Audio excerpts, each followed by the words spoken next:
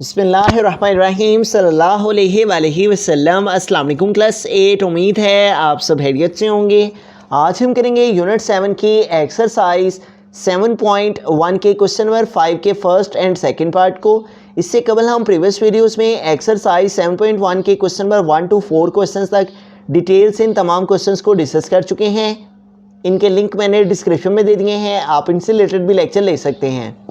Exercise 7.1 के question number 5 की जानिब चलते हैं। क्वेश्चन नंबर 5 है solve for x also find the angle. तो यहाँ पे हमें एक्स की वैल्यू को फाइंड करना है और साथ ही साथ में ये जो एंगल है हमारे पास इसको भी हमें फाइंड आउट करना है। अब यहाँ पे देखिए हमारे पास 75 और ये वैल्यू है सिर्फ 11x - 2। इधर से हम x की वैल्यू को फाइंड आउट कराएंगे और उसके अलावा ये जो एंगल है उसको भी हमें फाइंड करना है। तो x की वैल्यू को फाइंड करने के लिए अगर हम यहाँ पे क्रॉसपॉन्डिंग एंगल्स को समझते हैं तो यहाँ पे देखिए हमारे पास ये जो एंगल 1 है और ये जो एंगल 5 है, एंगल 1 और एंगल 5 ये दोनों आपस में क्रॉसपॉन्डिंग एंगल्स हैं। ठीक है, ऊपर वाला ये 1 और इधर ऊपर वाला ये 5। ठीक है, जब हमारे पास 2 पैरेलल लाइन्स हो और एक ट्रांसवर्सल लाइन हो, जैसे ये 2 पैरेलल लाइन्स हैं और एक ट्रांसवर्सल लाइन है, तो ये जो ऊपर वाले हमारे पास एंगल्स हैं एंगल 1 एंगल 5 के जैसे क्रॉसपॉन्डिंग है, यहाँ पे एंगल 1 एंगल 5 के क्रॉसपॉन्डिंग है। इसी तरह हमारे पास ये जो एंगल है ये इस एंगल के क्रॉसपॉन्डिंग है क्योंकि 2 पैरेलल लाइंस हैं और एक ट्रांसवर्सल लाइन है। तो इस एंगल को हम एंगल 1 का नेम दे लेते हैं और इस एंगल को हम एंगल 2 का नेम दे लेते हैं। तो ये दोनों एंगल हम एक दूसरे के इक्वल लिख सकते हैं। हम यहाँ पे लिख सकते हैं एंगल 1 और ये इक्वल है एंगल 2 के, और ये किस प्रॉपर्टी के अकॉर्डिंग आपस में इक्वल हैं। तो यहाँ पे हम इसकी प्रॉपर्टी लिख देते हैं कि ये क्रॉसपॉन्डिंग है दोनों एंगल्स, इसलिए दोनों एंगल्स को हमने एक दूसरे के इक्वल लिख दिया। क्रॉसपॉन्डिंग एंगल्स इनका आपस में इक्वल होना किस वजह से है, क्योंकि ये दोनों एंगल हमारे पास एंगल 1 और एंगल 2 ये दोनों हमारे पास क्रॉसपॉन्डिंग एंगल्स हैं। ठीक है, अब इनकी वैल्यूज़ को पुट करते हैं। इसको हमने एंगल 1 लेट किया और एंगल 1 इक्वल है 75 डिग्री के, तो एंगल 1 की प्लेस पे आ गया 75 इज इक्वल टू एंगल 2। तो एंगल 2 हमने लेट किया है, इसके इक्वल हमारे पास आ गया एंगल 2 की वैल्यू है 11x - 2। ठीक है, जहाँ 1 एंगल था वहाँ पे 75 लिख दिया और जहाँ पे एंगल 2 था वहाँ पे 11x - 2 लिख दिया। अब इधर से पहले हम x की वैल्यू को फाइंड करेंगे, उसके बाद हम जो है वो इस एंगल को जो कि एंगल 2 का एंगल है ये वाला ये फाइंड करेंगे। ठीक है, तो अब यहाँ पे हमें x की वैल्यू को फाइंड करना है। तो ये जो -2 है इधर माइनस हो रहा है तो इस साइड में आके ये +2 हो जाएगा। इस साइड में ये -2 है, जब ये इस साइड में आएगा तो इसका साइन चेंज हो जाएगा। -2 इधर आके +2 इज इक्वल टू यहाँ पे आ गया 11x। 75 में जो 2 है ये हम ऐड करेंगे प्लस करेंगे तो 76 और 77 हो जाएंगे, इज इक्वल टू हमारे पास आ गया 11x। अब ये 11 जो है वो x के साथ मल्टीप्लाई कर रहा है, तो अगर एक तरफ एक वैल्यू मल्टीप्लाई कर रही हो तो दूसरी तरफ जाके डिवाइड हो जाती है। 11 इधर x के साथ मल्टीप्लाई कर रहा है तो इधर आके 11 डिवाइड हो गया, इज इक्वल टू x आ गया। अब इन दोनों की कटिंग कर लेंगे। ठीक है, 11 के टेबल से कटिंग हो सकती है इनकी। 11 1 time 11 and 11 7 time 77। 11 multiply 7, 7 1 time 7 and 7 1 time 7। तो यूँ हमने 77 को 11 पे डिवाइड किया तो आंसर आ गया 7 इज इक्वल टू x। और लिख के हम x को इस तरफ लिख लेते हैं और जो 7 है इसको हम इस साइड में लिख देते हैं। इस तरह हमारे पास जो है वो x की वैल्यू जो है वो आ गई है। अब हमें क्या करना है, x की वैल्यू के बाद अब हमें एंगल को फाइंड करना है। ठीक है, इस एंगल 2 को। तो एंगल 2 हमारे पास इक्वल किसके है, 11x - 2 के। तो अब हम यहाँ पे लिख देंगे एंगल 2 और ये इक्वल है 11x - 2 के। ठीक है, एंगल 2 इक्वल है 11x - 2 के, तो हमने एंगल 2 लिख दिया इज इक्वल टू 11x - 2। अब यहाँ से हम एंगल 2 को फाइंड करने के लिए जो हमारे पास x की वैल्यू आई है उसको हम यहाँ पे पुट करेंगे।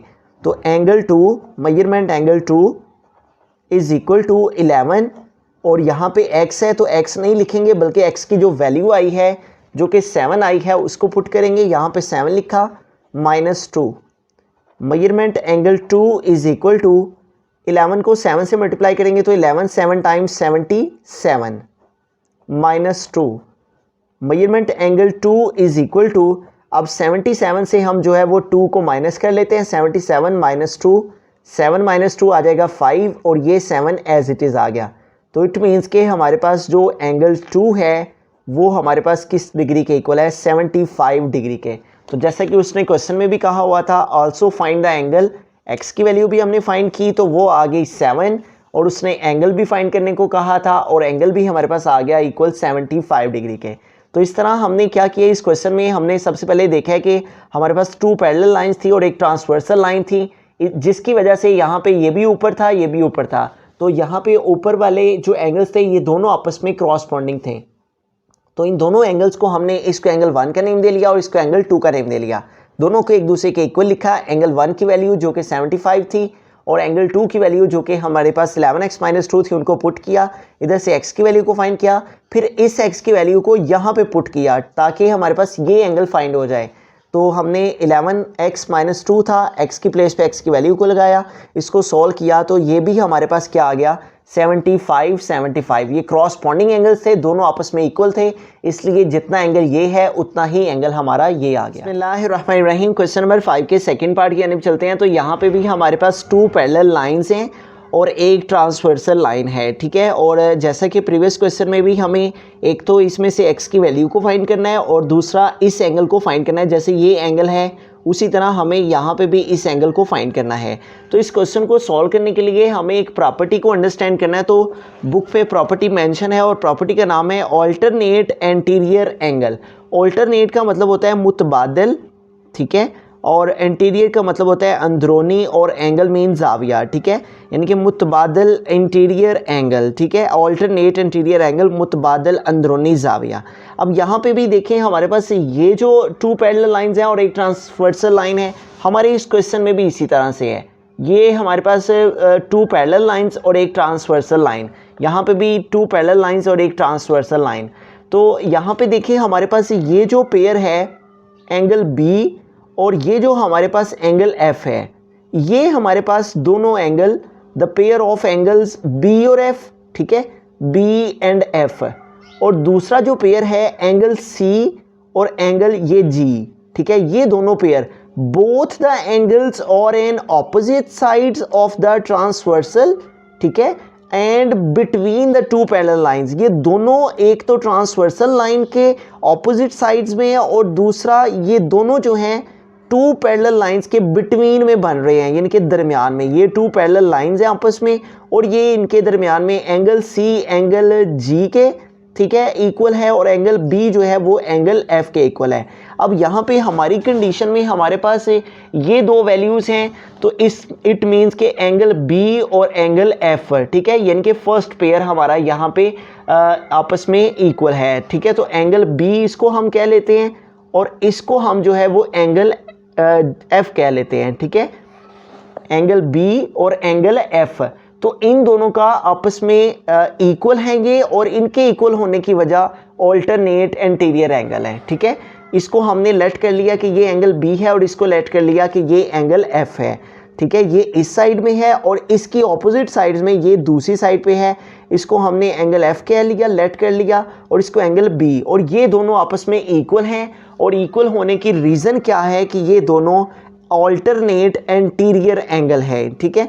तो हम यहाँ पे लिख सकते हैं कि एंगल बी ये इक्वल है किसके, एंगल एफ के।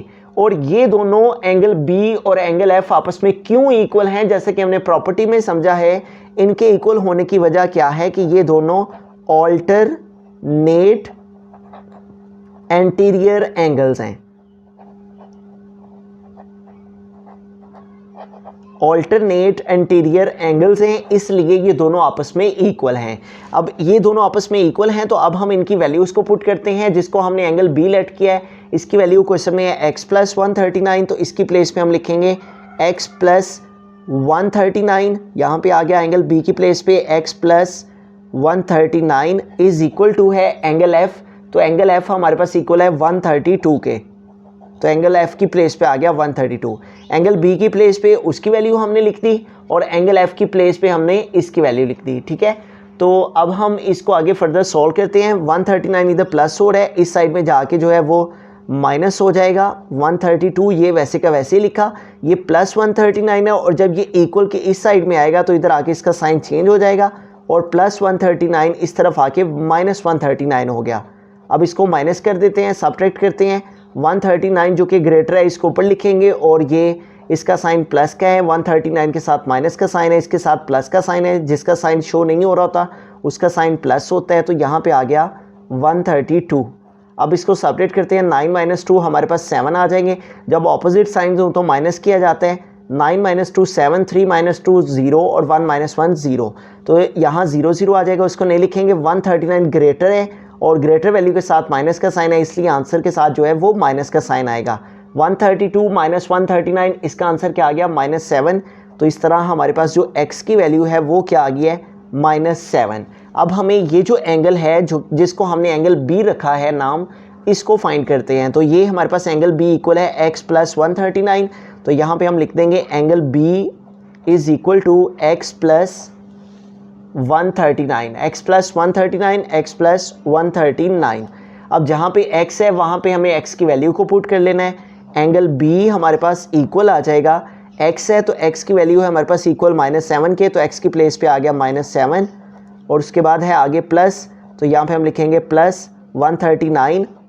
अब यहाँ पे भी ऑपोजिट साइंस हैं, तो जब ऑपोजिट साइंस होते हैं तो हमें माइनस करना होता है, सेपरेट करना होता है, लेकिन आंसर के साथ जो साइन है वो ग्रेटर वैल्यू का लगाना होता है। प्लस 139 और -7, तो माइनस करते हैं, इसको सेपरेट करेंगे, 9 माइनस 7 2 आ गया और ये 3 वैसे का वैसे ही और ये 1 भी वैसे का वैसे ही। ग्रेटर वैल्यू 139 है, इसके साथ प्लस का साइन है, इसलिए आंसर के साथ प्लस आएगा। तो इस तरह हमारे पास एंगल B आ गया 132 डिग्री। तो अब यहाँ पे देखें, यहाँ पे भी हमारे पास आ गया 132 डिग्री और यहाँ पे ऑलरेडी 132 डिग्री है, ठीक है। एंगल B भी 132 और एंगल F भी 132। इट मीन्स कि इन दोनों एंगल्स हमारे पास इक्वल आ गए, ठीक है। तो इनका इक्वल आना इसलिए हमारे पास साबित कर रहा है, प्रूव कर रहा है कि ये दोनों अल्टरनेट एंटीरियर एंगल हैं, इसलिए दोनों हमारे पास इक्वल हैं। तो इस क्वेश्चन में हमने क्या किया था, हमारे पास दो वैल्यूज़ थी, हमें इस x की वैल्यू को भी फाइंड करना था और इस एंगल को भी फाइंड करना था। हमने अल्टरनेट एंटीरियर एंगल की प्रॉपर्टी को देखा, तो उसमें हमने देखा कि ये एंगल दूसरी साइड के इस एंगल के और एंटीरियर में आपस में इक्वल हों तो इसे हम अल्टरनेट एंटीरियर एंगल कहते हैं। तो हमने इस एंगल को इस एंगल के इक्वल लिख दिया, फिर हमने इनकी वैल्यूज़ को पुट किया और इनकी वैल्यूज़ को पुट करने से हमारे पास x की वैल्यू आ गई। इस x की वैल्यू को हमने यहाँ पे पुट किया, तो हमारे पास जो है वो 132 डिग्री आ गया। इस तरह हमारे पास ये दोनों एंगल B एंगल F आपस में इक्वल आ गए और इनके इक्वल आने का मतलब ये था कि ये दोनों आपस में अल्टरनेट एंटीरियर एंगल थे। ये लेक्चर में अगर कहीं आपको कन्फ्यूजन हो, आप वहाँ से उसका स्क्रीनशॉट लेकर हमें इंस्टाग्राम पर मुशाहिद अली ज़फ़र के नाम से सेंड करें। हम इंशाल्लाह जहाँ तक पॉसिबल हुआ आपकी ज़रूर रहनुमाई करेंगे। मज़ीद इस तरह के इंफॉर्मेटिव लेक्चर्स के लिए आप इस चैनल को सब्सक्राइब कर सकते हैं। थैंक यू, अल्लाह हाफिज़।